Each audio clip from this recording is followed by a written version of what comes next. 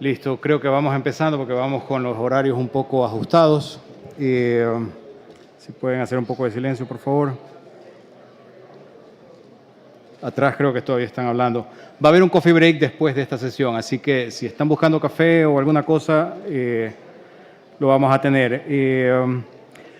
Yo quisiera, en esta presentación, vamos a estar, yo soy Rómulo López del Archbridge Institute, soy vicepresidente financiero, y el Archbridge Institute se preocupa de temas de florecimiento humano. Y entonces, en ese sentido, es esta charla que es sobre el tema demográfico, que es un problema crítico en este momento porque la humanidad se está reduciendo. La humanidad se ha envejecido y es un problema que está causando serios problemas, ¿no?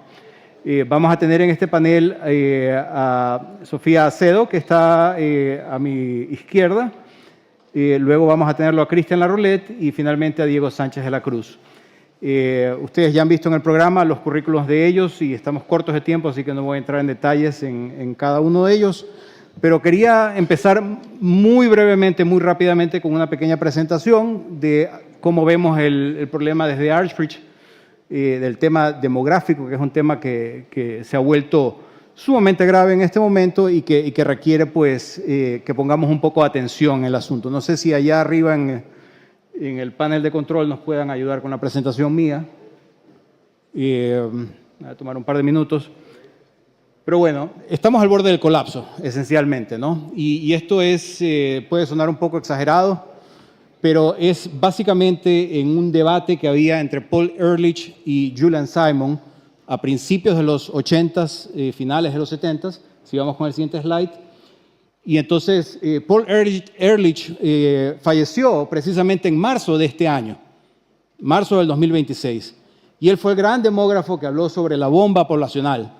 Y esa bomba poblacional decía que la población, igual que lo que hablaba Malthus, este era un neomalthusiano, de que la población crecía geométricamente, los productos y los bienes aritméticamente, y que iba a haber una asincronía entre recursos y gente, y que había que controlar la población de cualquier forma. Julian Simon era de otra visión, una visión un poco más liberal, más un poco adentro al lado, y que hablaba que el ser humano como un recurso, es un consumidor, es el motor de la empresarialidad y que demostró ser el recurso definitivo en el mundo. Vamos con la siguiente slide.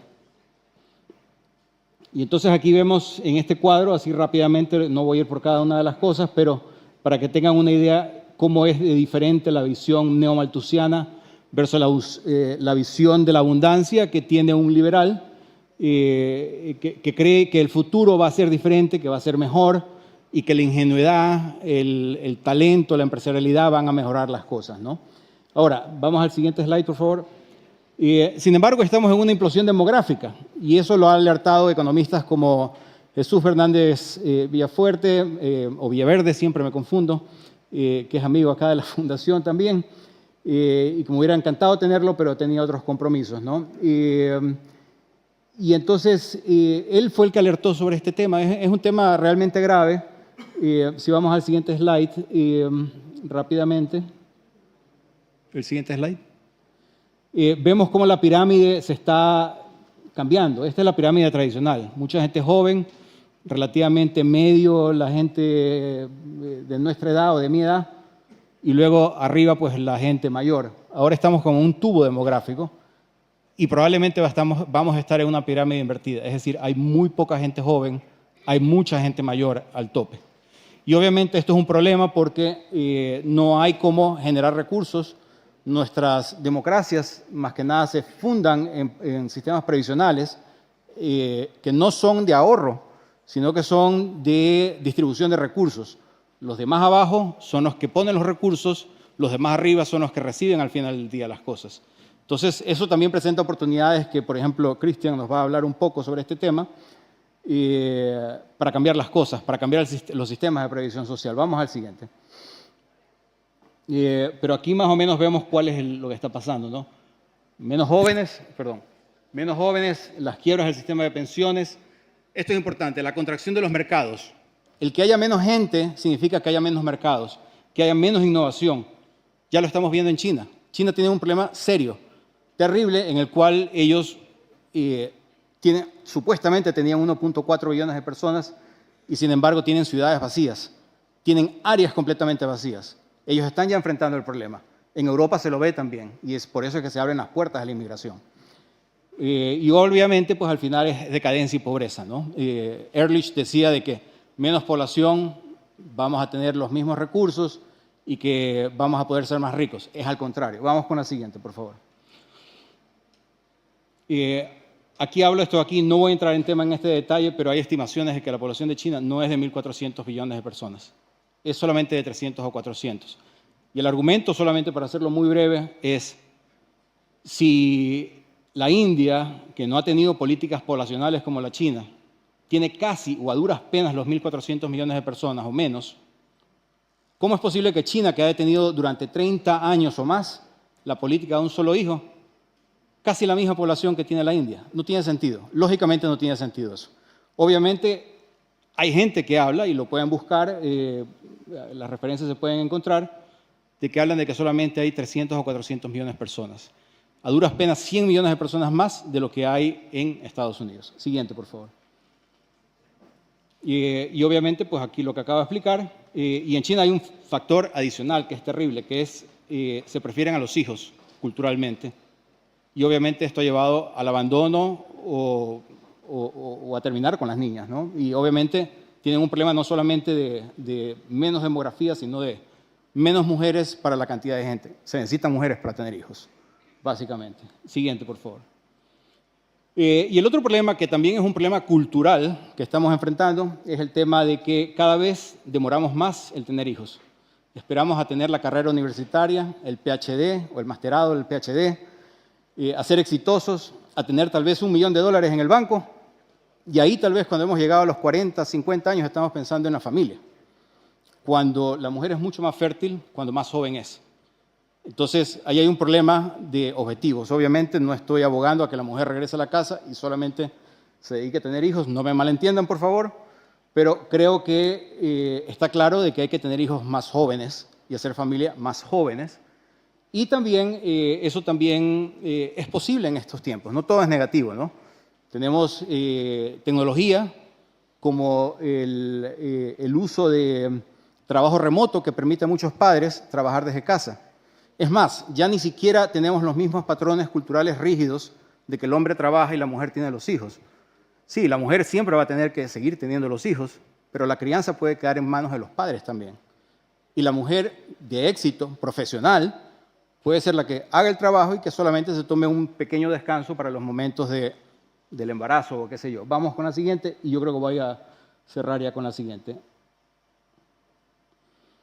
Y esto es lo que les acabo de hablar, ¿no? Graduación, estabilidad laboral, éxito financiero y recién considerar a los hijos. Hay un par de slides más que quisiera saltarme, si vamos a la siguiente. Bueno, esto es la pérdida de la dignidad humana, el aborto y este tipo de cosas que lo pusieron como salud reproductiva. Esto es terrible porque hay muchos casos de mucha gente que podría, o hijos que podrían ser dados en adopción para parejas que no tienen hijos y sin embargo pues son desperdiciados o queremos perfección. Alguien hablaba en algún momento del tema de los chicos con síndrome de Down como un gran logro, que ya no van a haber chicos con síndrome de Down. Y esto es, no sé, o sea, hay gente que lo ve de manera distinta, ¿no? Es otra forma de verlo. Terminemos aquí la presentación, no quiero quitarles más el tiempo a los demás, así que vamos con Sofía. Sofía, si quieres hablar acá o allá. Desde el...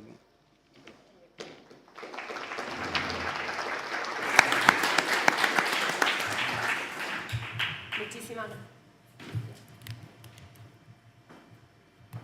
¿Aplasta ahí? Hola. Ahora. Bueno, muchísimas gracias. Para mí es un honor poder participar en este 19º Foro Atlántico y además acompañada en esta mesa sobre demografía y florecimiento humano con tan reputados penalistas. Bueno, a mí me gustaría comenzar con una reflexión. A menudo hablamos de demografía como si estuviésemos hablando exclusivamente de números y de porcentajes, tasas de natalidad, tasas de mortalidad, envejecimiento, crecimiento vegetativo, pensiones y flujos migratorios, pero la demografía trata de personas. En el fondo es hablar de condición humana, de quiénes somos, qué sociedad queremos legar a las siguientes generaciones y de si somos capaces de construir un futuro como país que merezca la pena ser heredado. Porque una sociedad no empieza a declinar cuando disminuye su población, sino cuando lo hace su esperanza, cuando se deja de confiar en el mañana, cuando los jóvenes dejan de creer que podrán vivir mejor que sus padres, cuando formar una familia se convierte en una incertidumbre y cuando la política deja de ofrecer horizontes para solo limitarse a gestionar problemas. Es por ello que el gran desafío demográfico de nuestro tiempo es, antes que nada, un desafío de confianza en el futuro, de confianza en nuestras sociedades y, al fin y a la postre, de confianza en las personas. Porque las naciones florecen cuando florecen las personas, cuando encuentran libertad necesaria para desarrollar su talento, cuando tienen seguridad suficiente que les permita planificar su futuro y cuando tienen oportunidades reales para poder salir adelante. Eso es para mí el florecimiento humano, la posibilidad de vivir una vida plena, una vida digna, trabajar, emprender, poder formar una familia, construir y consolidar un patrimonio, pero también la posibilidad de transmitir valores y dejar una huella positiva en el mundo. En definitiva, la dignidad humana es un derecho inherente e inalienable a la persona y precisamente desde esa convicción debemos abordar uno de los fenómenos más relevantes de nuestro tiempo, que es la inmigración. Miren, con demasiada frecuencia el debate migratorio queda atrapado en simplificaciones. Por un lado están quienes contemplan la inmigración únicamente desde la lógica de la necesidad económica y por otro quienes la abordan exclusivamente desde la lógica de la protección. Pero ambas aproximaciones comparten, desde mi punto de vista, una limitación, que es reducir a la persona. Porque olvidan que detrás de cada inmigrante hay alguien mucho más importante que un potencial trabajador o un potencial beneficiario de asistencia. Hay un sujeto moral y político, portador de derechos y de obligaciones, dotado de dignidad, de libertad y de responsabilidad. Alguien llamado a participar plenamente en la vida de la comunidad de acogida, a contribuir a su prosperidad y a compartir sus normas de convivencia. Y junto a ello también hay una historia personal. Por supuesto, quienes convivimos día a día con la inmigración, quienes escuchamos historias permanentes de inmigrantes, sabemos que emigrar implica mucho más que dejar atrás una tierra. Los españoles también tuvimos que hacerlo en momentos políticos y económicos difíciles. Esto trasciende a las fronteras físicas, son más complicadas de superar las fronteras emocionales, pero se afronta movido por una esperanza profundamente humana, que es construir una vida mejor para sí mismo y para los suyos. Por eso creo que debemos rechazar cualquier visión que reduzca a las personas a meras cifras estadísticas o a expedientes administrativos. De la misma manera, creo que debemos rechazar una visión paternalista de la inmigración que, bajo la apariencia de compasión, termina negando aquello que hace grande a cada ser humano, su capacidad para ser protagonista de su propio destino. El verdadero humanismo no consiste en administrar vulnerabilidades, sino en crear las condiciones para que las personas dejen de ser vulnerables. La solidaridad no puede limitarse a sostener situaciones de dependencia y la inclusión tampoco consiste en incorporar a alguien a un sistema permanente de asistencia, sino en ayudarle a construir una vida autónoma y próspera. Y cuando las administraciones son incapaces de gestionar los flujos migratorios con orden, cuando la burocracia bloquea durante años el acceso al empleo, cuando se normaliza la irregularidad como forma de gestión, el resultado no es más humanidad, sino más exclusión, más economía sumergida y explotación, pero también más inseguridad y frustración, no solo para el inmigrante, sino para la sociedad que lo recibe y lo acoge. Por eso debemos reivindicar una idea fundamental: el orden. El orden. El orden no es lo contrario a la solidaridad, sino que es la condición que hace posible esta. Una política migratoria ordenada protege los derechos de quienes llegan, pero también de quienes ya están. Protege la convivencia, protege los servicios públicos y la cohesión social. Y algo esencial para cualquier democracia, la confianza de los ciudadanos en las instituciones. Las sociedades abiertas solo pueden seguir siendo abiertas cuando son capaces de gestionar adecuadamente sus fronteras, garantizar la seguridad de los ciudadanos y favorecer una integración real. Todo ello en el marco de unas instituciones limpias y confiables. Sin orden no hay integración, sin integración no hay cohesión social. Y sin cohesión social no hay prosperidad compartida. Las naciones no son un simple territorio que compartir ni meros espacios administrativos, sino que es un proyecto común. La integración consiste precisamente en la voluntad recíproca de pertenencia, la de incorporarse plenamente a ese proyecto colectivo. Y es ahí donde España posee una fortaleza extraordinaria que no se puede improvisar ni decretar. Compartimos con Hispanoamérica una comunidad histórica, cultural y lingüística única en el mundo. Compartimos una lengua que nos permite entendernos, superar la primera barrera. Compartimos referentes culturales y una forma de entender la familia, la comunidad y la convivencia. Compartimos tradiciones y una historia que con muchas más luces que sombras nos ha unido durante siglos. En un mundo cada vez más fragmentado, cada vez más polarizado y más necesitado de puntos de encuentro, el espacio hispánico constituye una de las grandes comunidades humanas del planeta. Un espacio de casi algo más de 600 millones de personas unidas por la lengua, por la cultura y por una visión profundamente humanista de la vida. Y esa realidad facilita enormemente la integración porque proporciona ese suelo común desde el que construir confianza, pertenencia y cohesión social.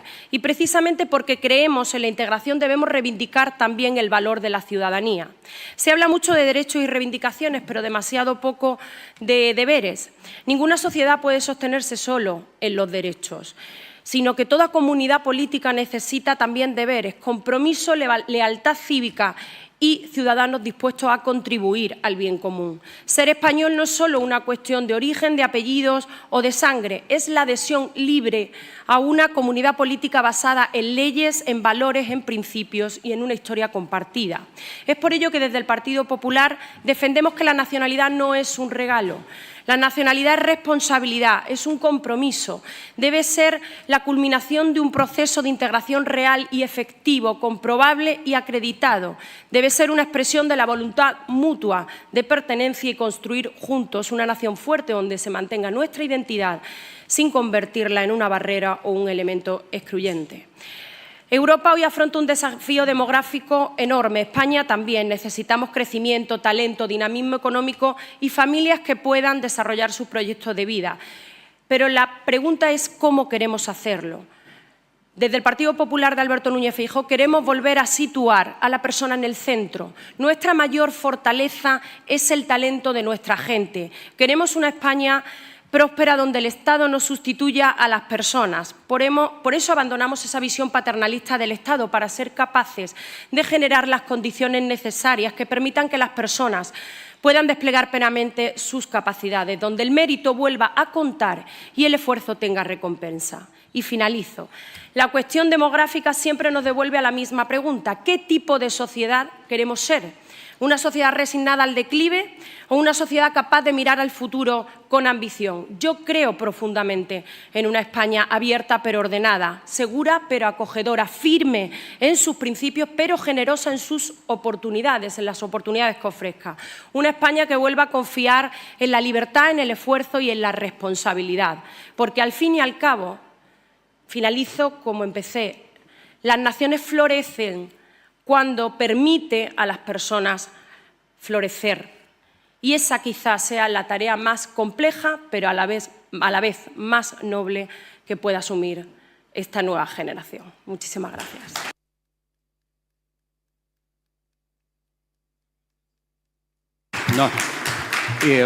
Muchas gracias, Sofía. La siguiente persona que va a hablar es Cristian Larroulet, de Chile, una biografía bastante larga. Solamente quería comentar algo muy breve de lo que acabas de decir. Justo el Papa, que está de moda en estos momentos, acaba de hablar sobre el tema de los inmigrantes. Los inmigrantes tienen el derecho a inmigrar, pero también tienen que asumir deberes de integrarse, deberes de aprender el idioma, deber de ser parte de la sociedad y respetar la sociedad que los recibe. Bueno, sigamos contigo, Cristian. Bien, es un honor estar nuevamente en este foro. Debo reconocer que estoy un poco, no sé si nervioso o emocionado, pero he venido a la gran mayoría de estos foros en estas últimas décadas. Y siempre ahí estaba Mario Vargas Llosa. Hoy no lo tenemos, pero tenemos a Patricia y sus hijos. Así que buen futuro, gran vida para la Fundación Internacional para la Libertad.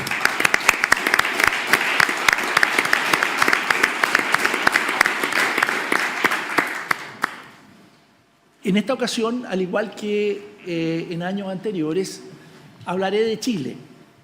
Y me pidieron de Archbridge que tocara este tema del envejecimiento de la población. Y ocurre que hay una razón muy poderosa. Efectivamente, Chile es uno de los países en donde su población está envejeciendo cada vez más fuerte. Si ustedes lo comparan a nivel internacional, van a poder ver que se parece mucho a las realidades de Japón. Les voy a mostrar un gráfico que, si puedo hacerlo, porque no voy a poder pasar toda esta presentación, pero un gráfico que ustedes ven la comparación con España, cómo la tasa de fertilidad ha caído sustantivamente. Esto tiene una serie de impactos de naturaleza cultural, social, económica. Están expertos, como se dijo al comienzo, como Fernández Villaverde, que es un español, ¿no es cierto?, profesor en UPenn, donde yo diría que es de las personas más expertas en esta materia, y donde el análisis principal de él es el impacto que esto tiene en las perspectivas económicas del mundo. Y ahí estuvo muy bien que Rómulo volviera a recordar a Julian Simon, que murió hace ya bastante tiempo, pero que él decía la causa principal que nos preocupa hoy día, al final, es el ser humano. La persona el capital humano, el ser humano, el que puede producir progreso en los países. Entonces, más que atiborrarlos de números, yo quisiera rescatar de Chile dos experiencias que son muy positivas para este debate que está crecientemente presente en el mundo. Y me refiero al sistema de pensiones. Ustedes saben que el gran impacto, el gran problema que tiene el envejecimiento en la población es en los sistemas de pensiones, sobre todo cuando tenemos sistemas de pensiones, como la gran mayoría de los países del mundo, que son sistemas de pay as you go. Los activos, las personas que trabajan, financian las pensiones de las personas de mayor edad. Bueno, y si la población, cada vez hay menos nacimientos y por el cambio tecnológico, el conocimiento, hay más personas en edad mayor, se hace cada vez más difícil, si no imposible, el financiar esos sistemas.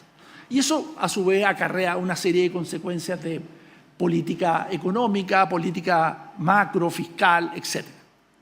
Bueno, en el caso de Chile, en la década del 80, fines de la década del 80, se hizo una transformación revolucionaria. Y esa transformación revolucionaria cabe muy bien comentarla aquí, porque se basa fundamentalmente en las ideas de la libertad.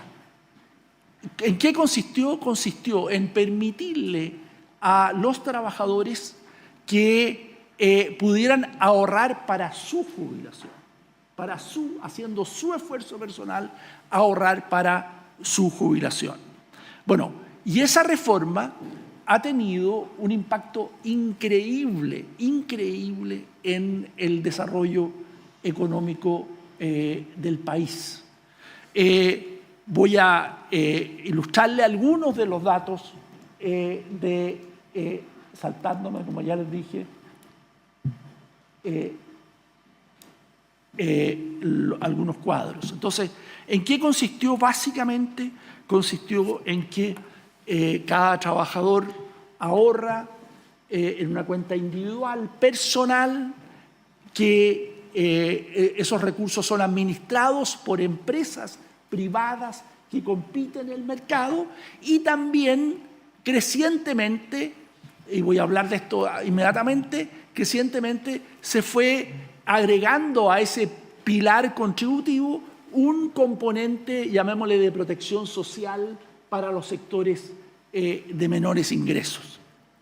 Y eso es nuestro sistema que se conoce como el sistema de las AFP. Sin embargo, hace algún tiempo, yo diría un poco más de una década, década y media, empezó a surgir una crítica muy fuerte al sistema, liderada obviamente por sectores de izquierda bastante los más radicales. El resultado de eso fue que hay una reforma que los voy a explicar a continuación, pero la clave está en entender cuál es el problema.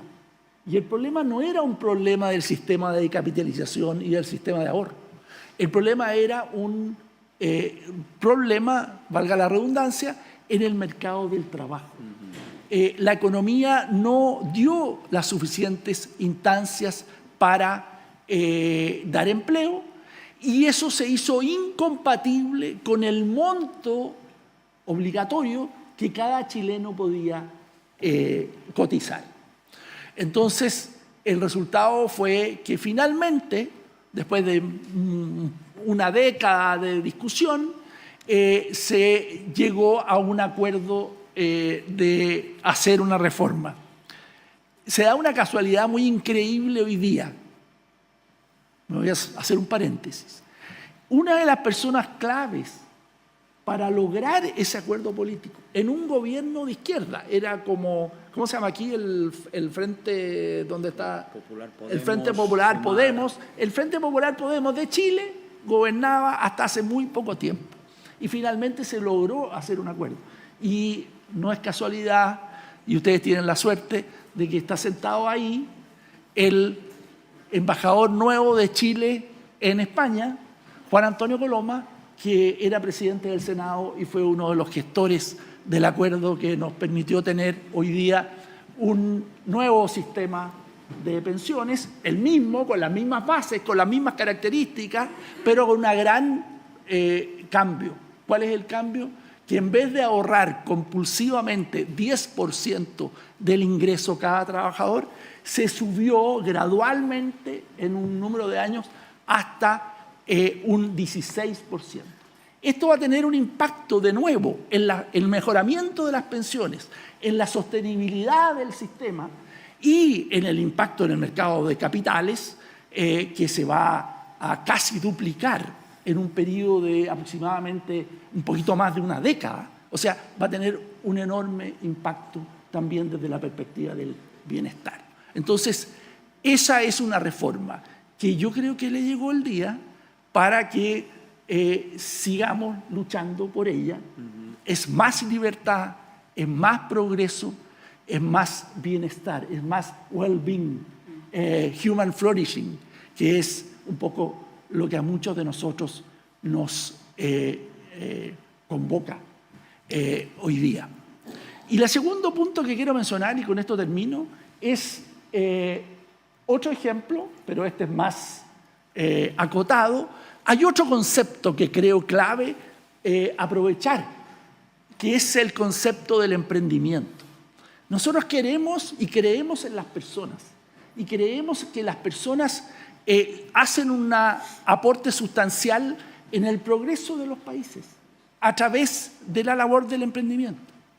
Y esta es una tarea que permanentemente la mirada, llamémosle estatista, regulatoria, le pone problema a ese rol tan fundamental del ser humano como es emprender. Entonces, este fenómeno del envejecimiento de la población también nos da otra oportunidad. Así como nos da la oportunidad de tener un sistema de pensiones basado en la iniciativa privada, también nos da la oportunidad de tener un sistema económico en donde el emprendimiento vaya a permitirse, facilitarse. ¿Y qué pasa? Que en general nuestras sociedades y nuestras regulaciones están pensadas por lo contrario.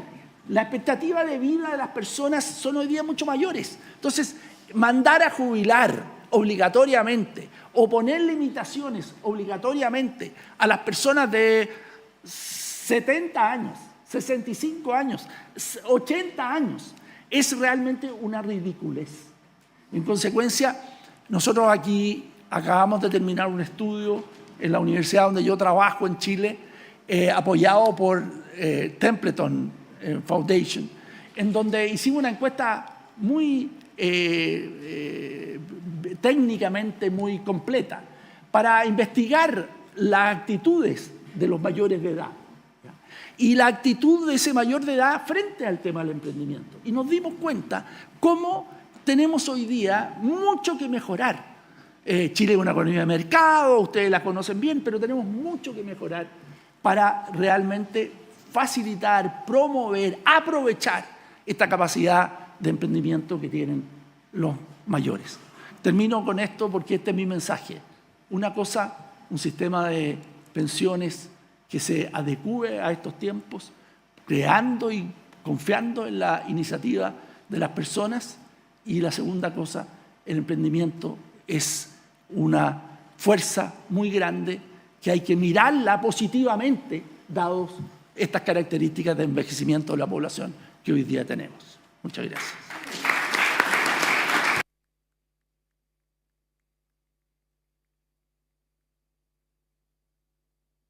Cristian, solamente para comentar dos cosas, ¿no? Muy breves. Está Arthur Brooks, que seguramente lo has escuchado, que habla sobre temas de felicidad, y él tiene un libro que se llama From Strength to Strength, donde él recomienda que la gente en la segunda mitad de su vida tiene que cambiar de marcha, como estábamos conversando más temprano, ¿no? Y tratar de hacer algo más. O sea, no el llegar a los 50, a los 60, ahora son los jóvenes de 70.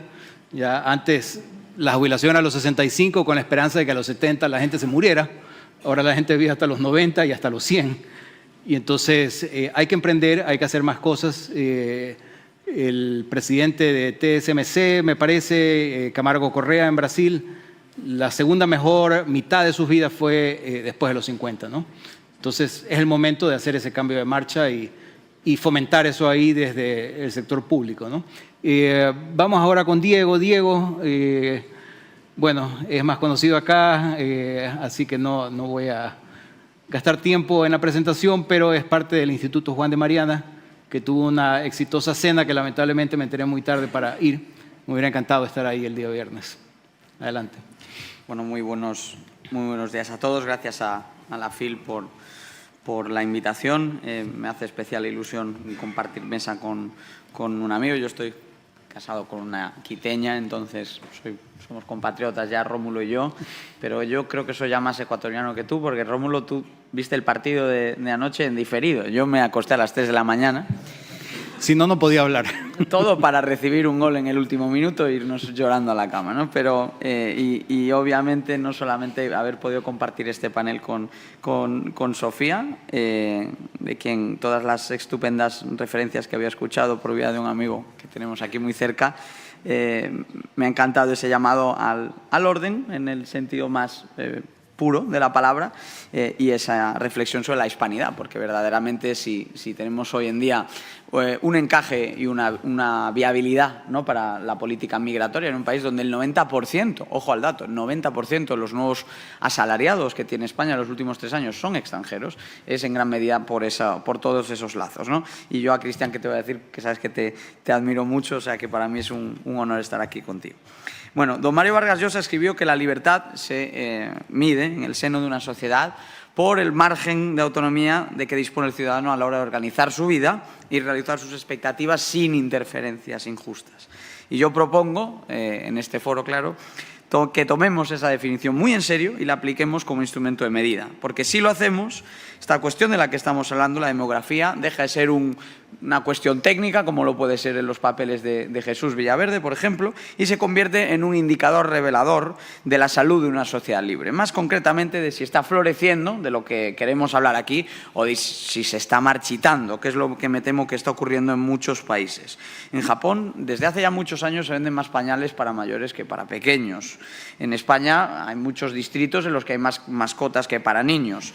En Corea del Sur la tasa está por los suelos, a pesar de que han gastado el equivalente a 50.000 millones de euros en dinero corriente en todo tipo de subsidios para la natalidad. Entonces, lo peor de todo es que además cada nueva revisión de todas estas proyecciones, que me alegro mucho que hemos decidido no usar para no abrumar aquí con cifras a nuestra audiencia, pero lo único que es muy llamativo es ver cómo se ha ido deteriorando a marchas forzadas toda la previsión demográfica que teníamos. Se hablaba de un estancamiento de la población a nivel mundial en torno a finales de siglo, ya damos por hecho que se produce a mitad de siglo y obviamente países como España, países como Chile, estamos por delante en ese problema. Entonces la humanidad enfrenta una situación inédita. Durante siglos nos hemos preocupado por cómo alimentar una población creciente, cómo desarrollar una economía y una sociedad cada vez más grande. Hay un libro, Rómulo, que sé que hemos recomendado muchas veces, no quiero dejar de hacerlo, Superabundancia, que plasma ese diálogo histórico, ¿no?, entre Paul Ehrlich y Julian Simon, y además cómprenlo en español, que me encargué yo de la traducción y me llevo un 2% de las ventas. Pero Superabundancia, no dejen de leerlo, porque una de las conclusiones centrales de Superabundancia es que a más cerebro, más gente, más ideas, más innovación, más potencial de crecimiento. Verdaderamente toda esa mirada pesimista a la superpoblación se vino abajo. Pero, por lo tanto, ya tenemos un descenso en el tamaño de nuestra población, enfrentamos algo totalmente distinto. Una marea gris, un invierno demográfico que introduce muchas paradojas verdaderamente incómodas. Una de ellas, para todos los entusiastas, ¿no?, del gran estado del bienestar. Todo esto está pasando en un momento en el que el Estado en Occidente ha alcanzado su máxima expansión histórica. Nunca prometió tanto, nunca gastó tanto, nunca reguló tanto, nunca intervino tanto. Nunca nos acompañó tanto desde que nacimos hasta que morimos. Nunca nos dijo con tanta determinación dónde podemos construir, dónde podemos vivir, qué impuestos debemos pagar, qué actividades debemos desarrollar, bajo qué condiciones debemos hacerlo. Supuestamente todo esto por nuestro propio bien, de tal manera que de la cuna a la tumba, desde la vivienda a la educación, del ahorro al empleo, la energía al transporte, nuestras esferas de decisión individual, que son ese criterio que tomaba don Mario Vargas Llosa como métrica de la libertad y de la autonomía de una persona, se han ido achicando y achicando y achicando. Y el resultado no ha sido una sociedad más confiada, más optimista o más orientada al futuro, sino todo lo contrario. Jóvenes que retrasan indefinidamente sus proyectos vitales, gente como yo que sigo en Fil Futuro, pero yo ya tengo 37 años, yo siempre le digo a Nacho, Gerardo, que ya me pase a otra distinción, ya no me veo para ello. Y familias que posponen decisiones fundamentales, decisiones que directamente ya no se toman en muchos casos, emprendedores que renuncian a hacerlo o que cuando empiezan a hacerlo lo hacen 15, 20 años después de lo que podrían haber hecho. Y una pregunta relevante, ¿no?, que ya no es cuánto dinero le estamos dedicando a la natalidad, sino si disponemos realmente como ciudadanos del margen de maniobra y de autonomía suficiente para construir el proyecto de vida que deseamos. Porque claro, me pongo aquí la mirada de un joven español. La vivienda resulta inalcanzable para buena parte de ellos. Emprender exige superar el laberinto regulatorio, como se le está llamando mucho en Chile, permisología. Cuando el ahorro está castigado con 10, 15 puntos más de imposición de lo que teníamos hace escasos años. Cuando la presión fiscal erosiona la mitad de la renta del ciudadano. Y cuando todas estas consecuencias, que son en principio económicas, empiezan a tener ya ramificaciones sobre la vida personal, que no nos sorprenda efectivamente que los hogares tengan cada vez menos hijos, y no porque hayan olvidado súbitamente el valor de la familia, quiero creer, sino porque perciben que el futuro se vuelve cada vez más incierto, más costoso, más difícil de construir. Pero sería injusto, eso sí, atribuirle toda la responsabilidad a factores económicos o institucionales, que es el pecado en el que caemos muchos como yo, que simplemente nos referimos a datos, cifras. Yo he querido no dar ningún número en mi intervención, porque hay una dimensión cultural que tenemos que abordar, y tenemos que abordar los liberales con especial responsabilidad, porque durante décadas Desde amplios sectores de nuestra sociedad se ha transmitido la idea de que la realización personal consiste precisamente en evitar el compromiso, en maximizar el presente, olvidar el futuro, reducir al mínimo las obligaciones que tenemos con los demás. Tener hijos, de hecho, se ha presentado como una decisión ecológicamente cuestionable, como una renuncia a la libertad individual. No hay día que en el país no tengamos un artículo sobre la renuncia, el daño, la causa, todo el perjuicio que tenemos, ¿no?, por tener un hijo. Entonces, quienes hemos defendido la libertad económica y lo hemos hecho con rigor, quizá nos hemos olvidado de hablar por qué lo hacíamos, ¿no? ¿Por qué y para qué sirve la libertad? La libertad sirve para crear el florecimiento humano. La libertad importa porque nos permite vivir de manera más plena. El crecimiento económico no es un fin, es un medio. El medio es de lo que estamos hablando aquí hoy, que es ese progreso personal que en última instancia conduce al florecimiento de una sociedad.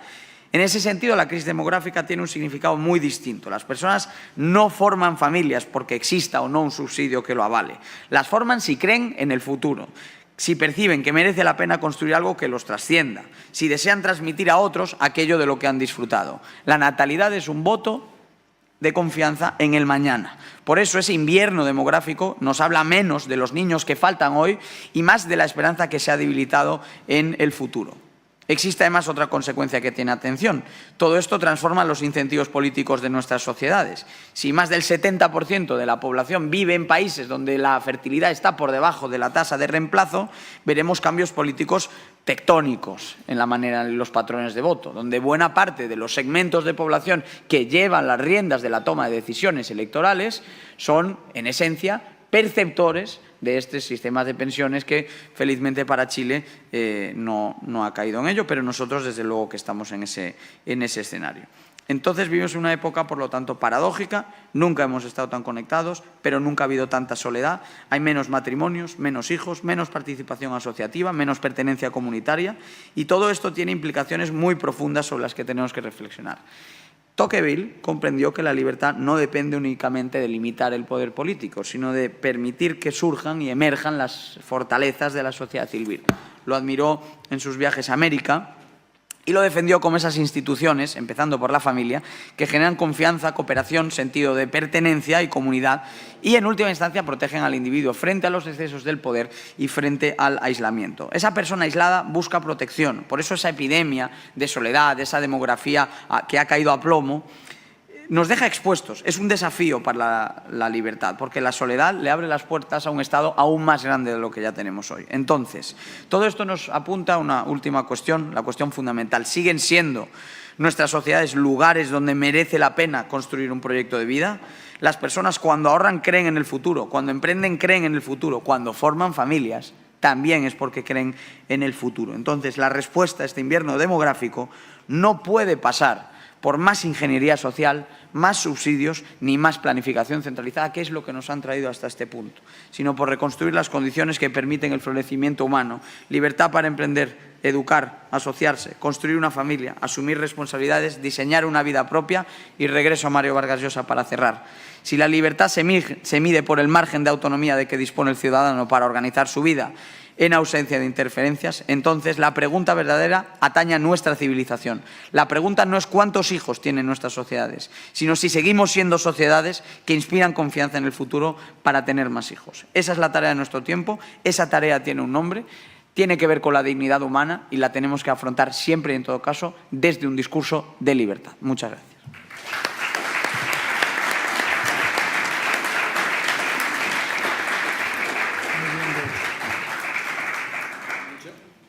Muchas gracias, Diego. Muy interesante lo que acabas de decir. Lamentablemente se nos ha acabado el tiempo. Ya tenemos el coffee break y vamos a tener una pausa de 10 minutos para el coffee break. Solamente quería cerrar con algo porque he comentado después de cada uno. Es sumamente importante sacarnos ese mito de la cabeza. Tener hijos no va a destruir el mundo. Tener hijos es no tener hijos es ir contra el florecimiento humano. Y es importante tenerlos, regresar a tener más familias, cambiar nuestras actitudes. Y el desarrollo profesional no está peleado con tener o no tener hijos. Tenemos que compatibilizarlos y tener hijos. Muchas gracias.